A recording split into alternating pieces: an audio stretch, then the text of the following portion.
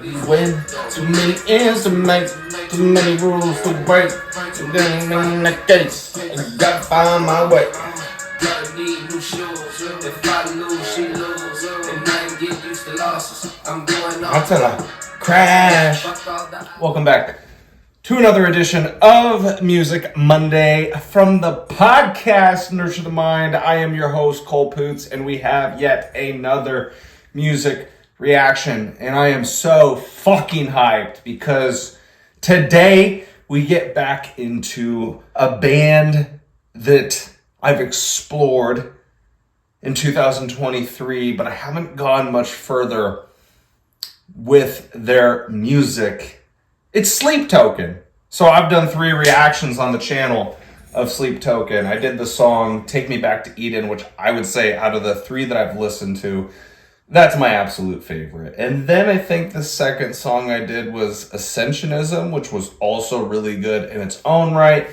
And then the third one I did was The Apparition, which was probably my least favorite out of the 3. Not saying that it's bad necessarily, it's just one that I didn't necessarily resonate with as much as the others.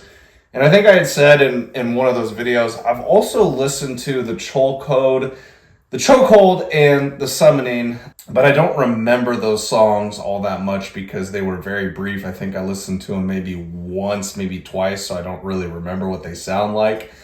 And all of these songs are coming off of their newest album, which is not so new anymore. It dropped on May 19th, 2023, and it's called Take Me Back to Eden. There's a title track on the album called Take Me Back to Eden. It's been a while, guys. I really liked my introduction to Sleep Token. Like I said, with that first reaction of Take Me Back to Eden, I was blown away.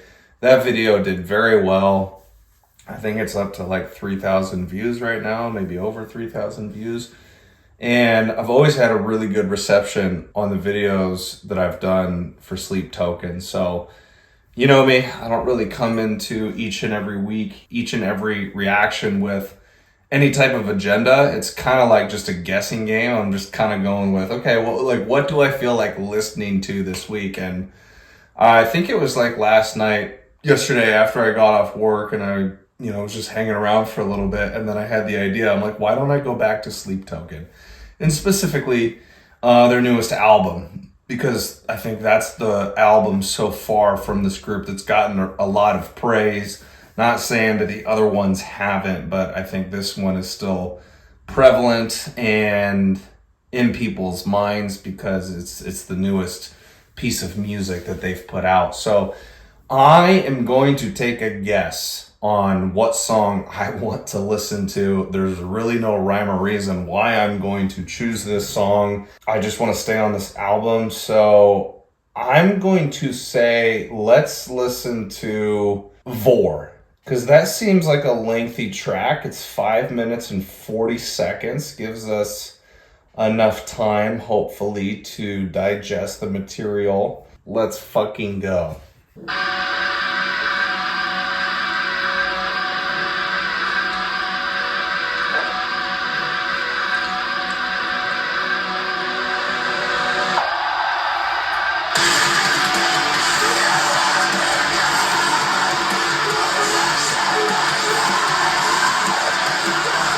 Bro, I got chills right off the bat, no lie.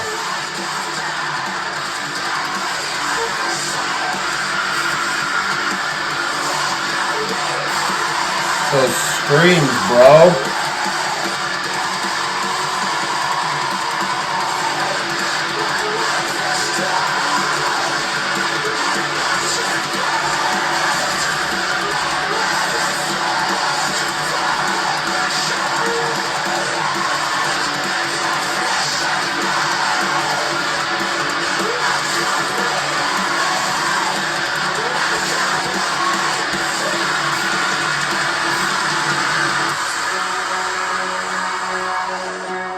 This is what I miss about Sleep Token is the transitions.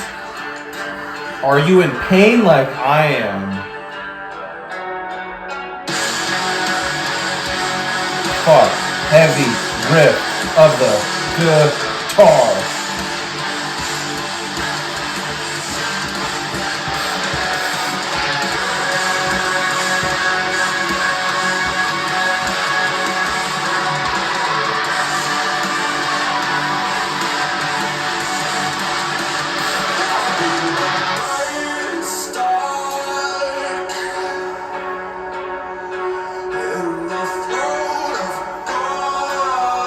fuck does that even mean, bro?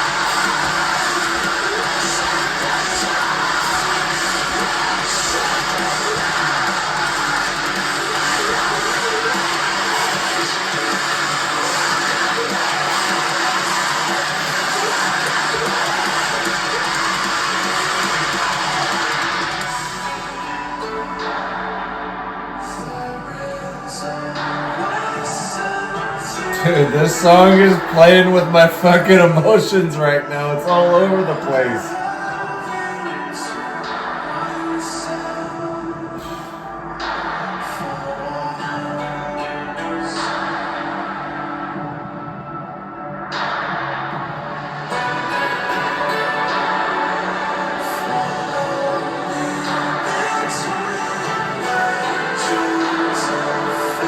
What are these references, bro?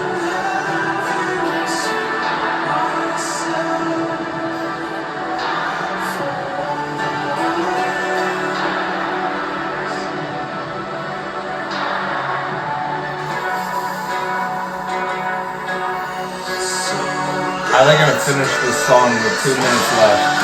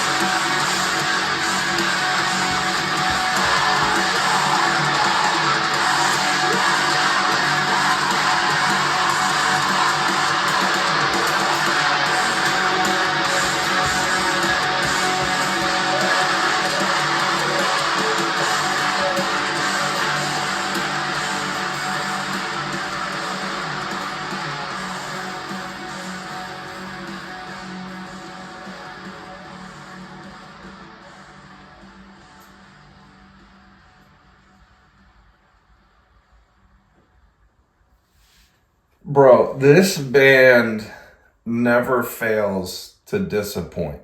And I've only listened to 4 songs. I know I have a very small sample size, but I don't know entirely what he's talking about. I'm not necessarily keen to pick up on the references. I heard him say something about like jaws of fate, and then something about being in the throats of gods. And will we feel this pain if we go deeper? And then eventually we get swallowed up. Like, there's a lot of probably poetry and symbolism in those lyrics. And you guys have kind of filled me in a little bit on the story of Sleep Token and Vessel and his traumatic relationship, I think, that he went through. I don't know if he's currently still going through. I've heard some things, but I'm sure his lyrics are referencing to that and trying to really describe this pain, because as you analyze the lyrics, I'm reading the lyrics, but I'm also trying to listen and take in all of these different nuances in the song. And basically him saying, are you in pain like I am? like you can feel the pain, you can feel the emotion. And there was a point in that song where it's like, I don't know, it was just a combination of everything that it made me emotional. I don't think you guys saw that, maybe you didn't pick up on it, but like I was actually starting to formulate some tears in my eyes, and they didn't pour out all the way, but I'm like, my goodness, just again, the elements, the instruments, the singing, just the emotional tone, like everything just added up to this big, gigantic fucking cocktail that made me emotional. I think anytime as a band or an artist, if you're able to move people, I think you're going to be successful in whatever music you decide to make. And I've talked about this before, and I'm sure like a bunch of you guys could relate to me. Why is it that like the painful music, the deeply emotional music, that's always the type of music that moves humans? Not saying that we don't like a happy song every once in a while, or talking about how great life is. Like I can still appreciate music and songs like that, but for some reason as a human being, it's like so much more intrinsically pleasurable to listen to a song like that. I don't know what necessarily he's talking about. I don't know what's causing him this pain, although I can probably guess it's about a relationship. Even though I don't know, and maybe in some sense I can't relate, I feel it. I feel the pain. I feel the emotion, and I feel moved, just by listening to it. Before this video ceases, I'm gonna actually pull up the lyrics on Genius and see if I can get any more of a deep dive into what he's saying. But off of the first listen, every time I listen to Sleep Token, man, like I'm moved to some degree, or like I'm blown away. So it's no shock to me as to why this band continues to grow in popularity and has such a strong following, because I feel like they're doing it the right way. And every time I listen to one of their songs, it makes me even more curious to actually see these guys perform in person. I know they like to keep their identities anonymous, but I would love to go see them perform, man. I bet it's an amazing experience, because I think, as I said in the Take Me Back to Eden reaction, that whole song and pretty much all of their songs, it's a fucking experience. And it's an experience from start to finish. You never really know where the song is going to go if it's your first listen. You never really know where it's going to take you. You don't know what type of emotions are going to present themselves. And that's what's so amazing with these guys. As I've said in previous reactions to these guys, I think with the fact that they are not labeling themselves into one type of genre, they kind of genre hop and genre bend. And by the way, they do it seamlessly well. Their transitions are amazing. I want you guys to understand how hard that is to actually pull that off. That's why very few bands and artists can do it. It is rare to make it sound good. I think people attempt to do it, but in that attempt, they don't always do it well because it's so fucking tough. For these guys, it is seamless. It is a seamless transition from one sound to the next, from one idea to the next, from one genre to the next. They somehow are able to correlate all of these items together and tie it in to a nice bow, a nice knot, that you don't even question it when you're listening to the music. It may surprise you, it may capture your attention. You're like, whoa, like, where are we going? But I'm never like, yeah, that didn't sound right. No, it sounded great. It sounded perfect. So it's amazing. I want to know more about these guys, because when you're on Apple Music, you look at their discography and they only have 3 albums. So there was Sundowning, which came out in 2019, and then This Place Will Become Your Tomb was released in 2021. Take Me Back to Eden, 2023. So I don't know how long they've been doing this, but they only have 3 albums to show for themselves. Now that's a pretty good sized catalog. But if we're comparing careers to other bands, other artists, other musicians, you got some people like, I don't know, I'm thinking Kid Cudi, and I'm pretty sure he's got like 9, 10, 11 studio albums. So I'm assuming these guys are relatively young. And if they're already making this quality of music at a young age, early on into their career, they're perfecting their craft, they're getting better. Like, I can only imagine what their music is going to sound like with the next album, with the 5th album, with the 6th album, if we are ultimately so lucky and so blessed to get more music. Because you never know. They could retire. They could go do something else. One of my favorite artists of all time, Mac Miller. He passed away when he was 26. And I think of these guys in the same regard that I do to Mac Miller, because Mac Miller, he had been doing music for a long time, but like right before he passed away, he comes out with Swimming, which in my opinion, I know I'm biased because he's my favorite artist of all time. Swimming is a masterpiece. Circles is pretty damn close to being a masterpiece, his posthumous album. Faces behind me, the mixtape, which was released in 2014. He passed away in 2018. That project is a masterpiece. Watching Movies with the Sound Off came out in 2013. That's a masterpiece. You just think of him and just making this comparison to Sleep Token. It's like, how far can these guys go? How far was Mac Miller going to go if he didn't pass away? Because I feel like he was truly starting to find his sound, starting to perfect his sound. He was right on the precipice of launching himself into legendary category. I would say he's a legend, but I think that's one of, the more sad elements about the fact of his passing is like, holy shit, man. Like this guy was getting really good and he was only 26 years old. What was he going to do in his 30s? What was he going to do in his 40s? And that's the same curiosity that I have for Sleep Token, is like, how far are these guys going to go? They're making amazing music. It sounds so good. The concepts are so deep. Like, it's intricate. There are layers. It's kind of the classic example that I've given with Earl Sweatshirt, who's also one of my favorite artists, favorite rappers.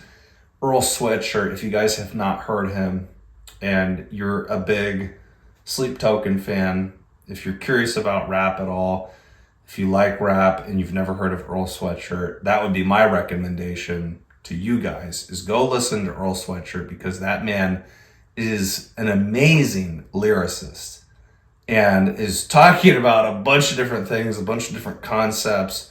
And it's so hard sometimes to understand what he's talking about. And I've always made this comparison. When you're listening to Earl Sweatshirt, it's like you're studying the Bible. You're dissecting the Bible. Like, it's not easy. It's not an easy listen. And I look at these guys in that same regard, and it's a compliment. It's like, dude, their material is so deep that it's like you almost got to study it. Some things are easy to read, but also other things, I'm like, dude, I'm stunned. Like, I don't even know what you're saying.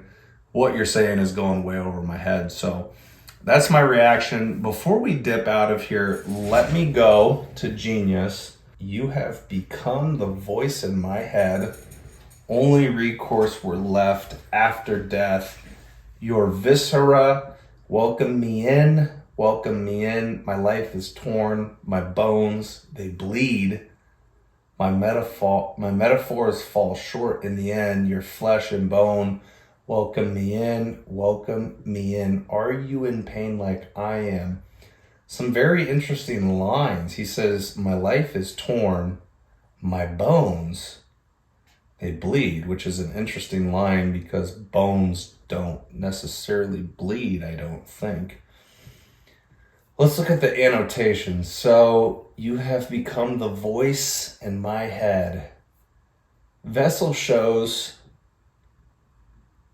is devotion to sleep through the admittance to her voice in their head, suggesting that he that he is at the whim of the deity. That doesn't really show you much. My life is torn, my bones, they bleed, my metaphors fall short in the end. Your flesh and bone welcome me in, welcome me in. Vessel intentionally puts themselves down as an act of showing false mercy, using pitiful language to correct the vision of themselves to create sympathy and set up a relationship seemingly following the course of a saviorship. That by following the welcome of this inviting character or ideal, they can possess or repossess certain characteristics that give them power. In this instance, life, blood becomes flesh and bone as an indicator to what they have lost and what they strive to gain from this invitation. This develops a narrative for the rest of the song, abusing this form to regain control and power, flesh and bone, despite this realistically being something that will never so easily be met. So my understanding is, he's just in a deep state of suffering, in a deep state of pain, likely from the relationship, right? And I mean, depending on who you are, I think we can all kind of relate to that. I mean, I can recall one relationship, and I've talked about it a lot of times on the channel and in these reactions, so I don't want to go too far into it, but I've been in a emotionally abusive relationship. And so I can certainly empathize with what he's saying, man. It will take a lot out of you in the end, especially if you're not aware of what's going on. Like, it took me a very long time to figure out what the fuck was going on to me. I mean, all forms of abuse are really bad. I've never been physically abused by a girl. That'd be very hard to happen. And physical abuse is terrible. But in a lot of ways, I think mental abuse, emotional abuse, I think is even worse because it's so subtle. It's so underground. It's so underneath the surface. And again, not saying that physical abuse isn't bad because it's terrible. I just think with emotional abuse, it's so much harder to identify, because at least like with physical abuse, I mean, you know when you're getting fucking physically abused. Like, you're going to have marks on your body. Like, those are things you can't really ignore. But if you're not trained for this sort of thing, if you're not able to identify that, especially if it's your first experience being in a toxic relationship like that, it's very hard to identify what the fuck is going on. The pre-chorus, will we remain stuck in the throat of gods? Will the pain stop if we go deeper? That was the line that got me torn up. I'm like, what is he talking about? Stuck in the throat of gods? Then to the chorus. So let's get swallowed whole. I want to go where nobody else will ever go. I feel like sometimes when you get on Genius, you don't get any closer to what the actual meaning is. I feel like it can be somewhat confusing. So I'm not going to go any further into that because I'm not going to confuse myself. I'm just going to go based off of my initial reaction and just how it made me feel. And I was entranced emotionally. And I'm going to stick by what I said earlier. I think that is one of the many things that Sleep Token does well, is they make you feel some type of way. It's easy to relate to the pain that he experienced, the traumatic relationship that he was in. Not everybody has been through a situation like that, but I think if you are old enough, if you've experienced enough of life, you're going to have some nicks, some cuts, some bruises. You can't go through life and not be unscathed. It's impossible. What Sleep Token makes me think of, this album, all the songs I've listened to, is a lot of the material that I've consumed over the years, especially from the likes of Jordan Peterson, clinical psychologist, YouTuber, podcaster, professor. He talks about how suffering in life is inevitable and it's something that we can't escape. And so Obviously, when you're going through a painful situation, it hurts so bad, and you would do anything to get out of it because you feel like in that moment in time, it's gonna last forever. But when I look back at all of the painful moments that I've been through, like obviously now I have a whole different perspective because I'm on the other side of them. But when I was younger and I was going through those experiences, like times that were really hard, breakups, emotional abuse, all of that stuff that I had to contend with, it beat the fucking shit out of me, man. There were times where I was like, dude, I don't know how I'm ever gonna get through this. And I'm sure that, because I'm 26, I'll be 27 next month in March. I'm sure that I still got a lot of times that are coming up in the future that are going to be hard for me, that might cause some pain, that might cause some suffering. But as you get older and as you get through those experiences, you start to realize, man, like I went through that for a reason. I don't know what your guys' perspective is on like God and religion and spirituality and all that stuff. I've said many times, like I believe in God and I'm never going to be the type of person that pushes it on to other people. But I think things happen for a reason, and I think we go through challenging moments in our lives and traumatic experiences because they're meant to mold us. They're meant to shape us. They're meant to teach us. They're meant to give us perspective. They're meant to make us more of a resilient human being in the future, because everything that I've gone through that was tough has set me up for who I am right now, to be successful moving into the future, because I know I'm the type of person that can handle those things. I wouldn't welcome them. I don't always want it to happen. Like I just said, when you're in the thick of something like that, when you're in the thick of pain, when you're in the thick of grief, the grief process, you want to do everything that you can to get yourself out of there. But it requires patience, because you know that pretty much everything we experience in our lives is only temporary. All feelings, all emotions, all mental states, they're all temporary.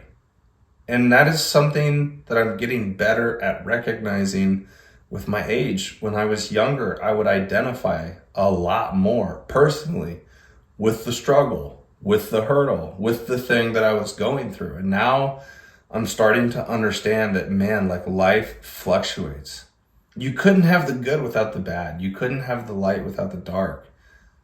You have to have yin and you have to have yang. There's a contradiction to everything that we experience in life. If you've been through a bunch of failed relationships, a bunch of shitty relationships where you were not treated the best, when you ultimately find that person that you settled down with, that you build a life with, how fucking happy are you gonna be? You're gonna be incredibly happy because of everything you experienced before, so it gives you perspective.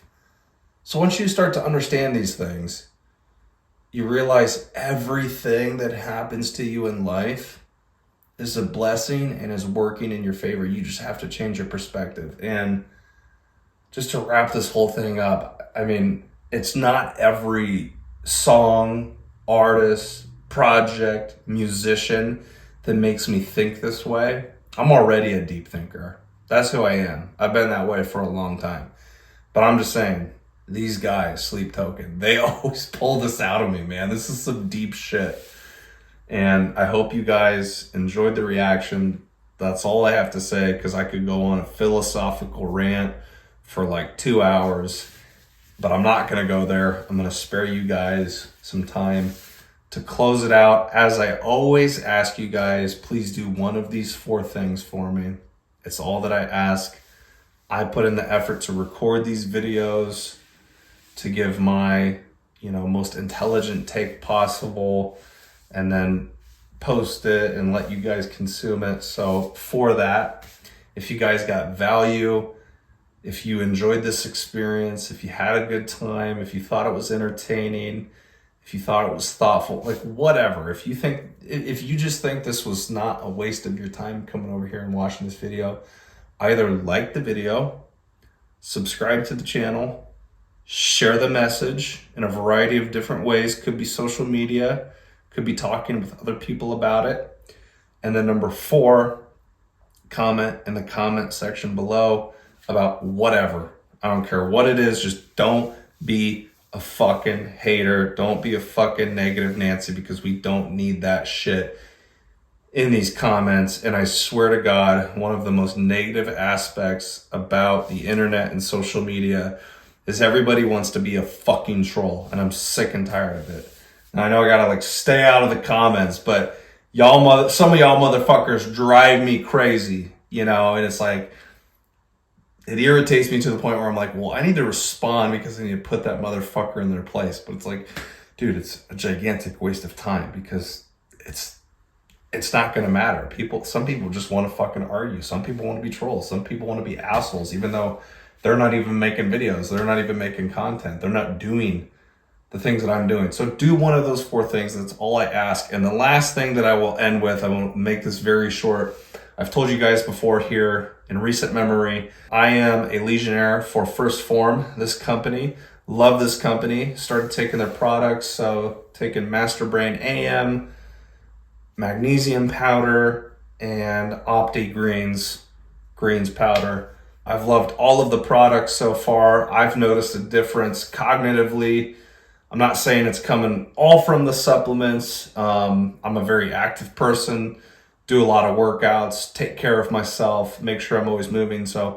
And now the sun is starting to come out a little bit more here in Iowa in these winter months as we get closer and closer to spring. So who knows? I mean, that could be part of it too. I can't say it's one thing over the other, but I am saying I love their products. I believe they work. I believe in this company.